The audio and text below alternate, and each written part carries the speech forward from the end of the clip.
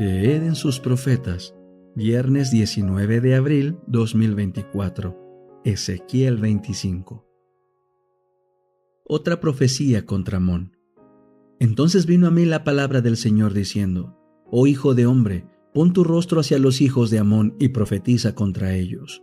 Di a los hijos de Amón: oigan la palabra del Señor Dios. Así ha dicho el Señor Dios, por cuanto has dicho: Bravo contra mi santuario, cuando fue profanado, y contra la tierra de Israel, cuando fue desolada, y contra los de la casa de Judá, cuando iban en cautiverio.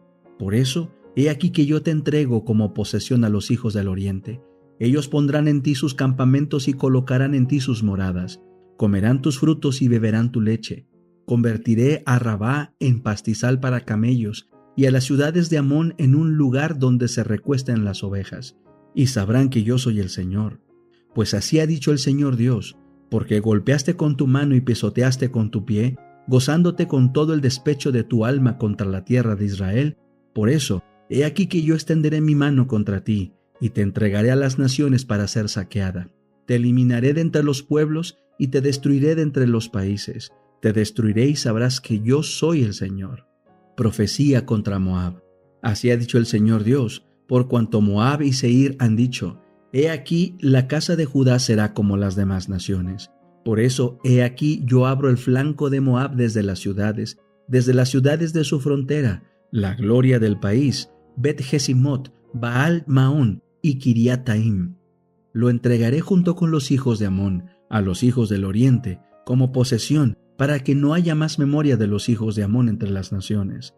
También ejecutaré en Moab actos justicieros, y sabrán que yo soy el Señor. Profecía contra Edom. Así ha dicho el Señor Dios, por cuanto Edom ha procedido vengativamente contra la casa de Judá, incurriendo en grave culpa al vengarse de ellos. Por eso así ha dicho el Señor Dios: extenderé también mi mano contra Edom, y exterminaré de ella a los hombres y los animales. La convertiré en ruinas, desde Temán hasta Dedán, caerá en espada. Ejecutaré mi venganza contra Edom por medio de mi pueblo Israel. Harán en Edom de acuerdo con mi furor y con mi ira, y conocerán mi venganza, dice el Señor Dios. Profecía contra Filistea.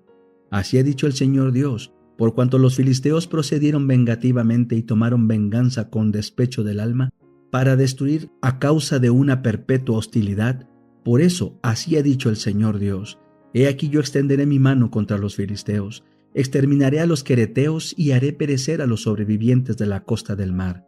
Grandes venganzas y reprensiones de ira haré en ellos, y sabrán que yo soy el Señor cuando ejecute mi venganza en ellos. El deseado de todas las gentes, capítulo 25, el llamamiento a orillas del mar.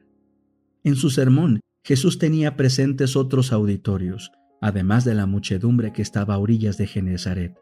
Mirando a través de los siglos, vio a sus fieles en cárceles y tribunales, en tentación, soledad y aflicción. Cada escena de gozo, conflicto y perplejidad le fue presentada. En las palabras dirigidas a los que le rodeaban, decía también a aquellas otras almas las mismas palabras que les habrían de llegar como mensaje de esperanza en la prueba, de consuelo en la tristeza y de luz celestial en las tinieblas. Mediante el Espíritu Santo, esa voz que hablaba desde el barco de pesca en el mar de Galilea sería oída e infundiría paz a los corazones humanos hasta el fin del tiempo. Terminando el discurso, Jesús se volvió a Pedro y le ordenó que se dirigiese mar adentro y echase la red. Pero Pedro estaba descorazonado. En toda la noche no había pescado nada. Durante las horas de soledad se había acordado de la suerte de Juan el Bautista, que estaba languideciendo solo en su mazmorra.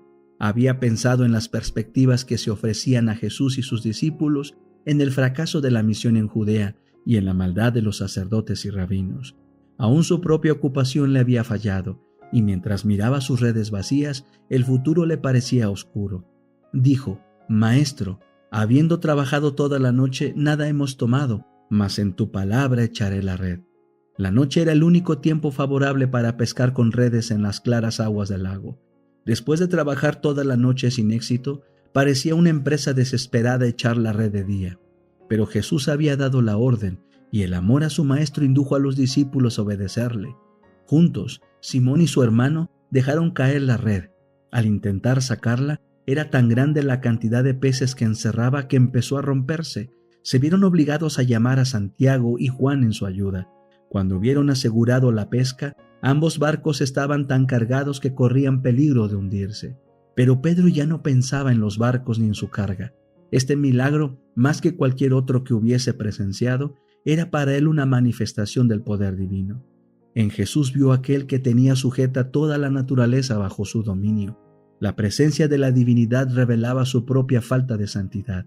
Le vencieron el amor a su Maestro, la vergüenza por su propia incredulidad, la gratitud por la condescendencia de Cristo y sobre todo el sentimiento de su impureza frente a la pureza infinita. Mientras sus compañeros estaban guardando el contenido de la red, Pedro cayó a los pies del Salvador exclamando: «Apártate de mí, Señor, porque soy hombre pecador». Era la misma presencia de la santidad divina la que había hecho caer al profeta Daniel como muerto delante del ángel de Dios. Él dijo: «Mi fuerza se me trocó en desmayo sin retener vigor alguno». Así también cuando Isaías contempló la gloria del Señor, exclamó: «¡Ay de mí, que soy muerto, que siendo hombre inmundo de labios y habitando en medio de pueblo que tiene labios inmundos, han visto mis ojos al Rey, Jehová de los ejércitos». La humanidad, con su debilidad y pecado, se hallaban en contraste con la perfección de la divinidad, y él se sentía completamente deficiente y falto de santidad. Así les ha sucedido a todos aquellos a quienes fue otorgada una visión de la grandeza y majestad de Dios. Pedro exclamó: «Apártate de mí, Señor, porque soy hombre pecador». Sin embargo, se aferraba a los pies de Jesús, sintiendo que no podía separarse de él. El Salvador contestó: «No temas, desde ahora pescarás hombres». Fue después que Isaías hubo contemplado la santidad de Dios y su propia indignidad cuando le fue confiado el mensaje divino. Después que Pedro fuera inducido a negarse a sí mismo y a confiar en el poder divino, fue cuando se le llamó a trabajar para Cristo. Hasta entonces, ninguno de los discípulos se había unido completamente a Jesús como colaborador suyo. Habían presenciado muchos de sus milagros y habían escuchado su enseñanza, pero no habían abandonado totalmente su empleo anterior. El encarcelamiento de Juan el Bautista había sido para todos ellos una amarga desilusión. Si tal había de ser el resultado de la misión de Juan, no podían tener mucha esperanza respecto a su maestro, contra el cual estaban combinados todos los dirigentes religiosos. En esas circunstancias les había sido un alivio volver por un corto tiempo a su pesca, pero ahora Jesús los llamaba a abandonar su vida anterior y a unir sus intereses con los suyos. Pedro había aceptado el llamamiento. Llegando a la orilla, Jesús invitó a los otros 3 discípulos diciéndoles: «Venid en pos de mí y os haré pescadores de hombres». Inmediatamente lo dejaron todo y le siguieron. Antes de pedir a los discípulos que abandonasen sus redes y barcos, Jesús les había dado la seguridad de que Dios supliría sus necesidades. El empleo del esquife de Pedro para la obra del Evangelio había sido ricamente recompensado. El que es rico para con todos los que le invocan dijo: «Dad y se os dará, medida buena, apretada, remecida y rebosando». Según esta medida, había recompensado el servicio de sus discípulos.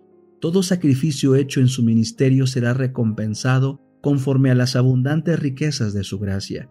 Durante aquella triste noche pasada en el lago, mientras estaban separados de Cristo, los discípulos se vieron acosados por la incredulidad y el cansancio de un trabajo infructuoso, pero su presencia reanimó su fe y les infundió gozo y éxito. Así también sucede con nosotros. Separados de Cristo, nuestro trabajo es infructuoso y es fácil desconfiar y murmurar, pero cuando Él está cerca y trabajamos bajo su dirección, nos regocijamos en la evidencia de su poder. Es obra de Satanás desalentar al alma y es obra de Cristo inspirarle fe y esperanza. La lección más profunda que el milagro impartió a los discípulos es una lección para nosotros también, a saber que aquel cuya palabra juntaba los peces de la mar podía impresionar los corazones humanos y atraerlos con las cuerdas de su amor para que sus siervos fuesen pescadores de hombres.